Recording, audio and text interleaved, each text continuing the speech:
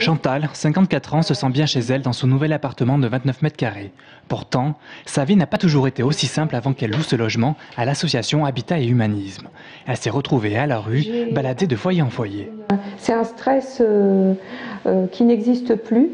Le fait de savoir que je peux rester autant de temps que je veux, jusqu'à ma totale reconstruction. Ça me permet de ne plus être baladée comme une balle de ping-pong à droite, à gauche, de passer les journées entières dans la rue sans savoir si la nuit je serai hébergée quelque part ou pas. Il est difficile de savoir combien de personnes sont concernées directement par le mal-logement dans l'Indre-et-Loire. Mais il existe pas moins de 7 maisons relais dans le département, comme celle d'Habitat et Humanisme à Tours.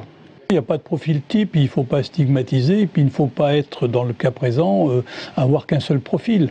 Parce que, comme tous ces gens qui sont souvent très isolés, ont tous des problématiques, s'ils avaient tous le même profil, ils ne parleraient que de la même problématique.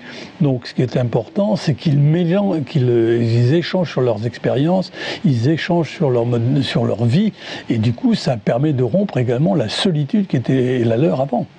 21 appartements sont proposés dans cette pension de famille aux personnes qui ont connu des accidents de la vie. Pour Agnès, la maladie l'empêche de travailler et avec sa petite pension, ici elle a pu retrouver un logement adapté.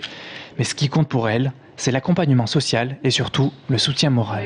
Toute personne qui est en difficulté de solitude, si elle a la chance de trouver des établissements comme celui-ci, avec l'accompagnement, parce qu'il n'y a pas seulement que le logement, il y a tout l'accompagnement derrière qui est très très important.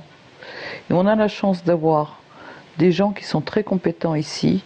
Pour combattre le mal-logement en Touraine, Habitat et Humanisme souhaite ouvrir l'année prochaine une maison intergénérationnelle où étudiants, retraités et mères célibataires seront réunis sous un même toit.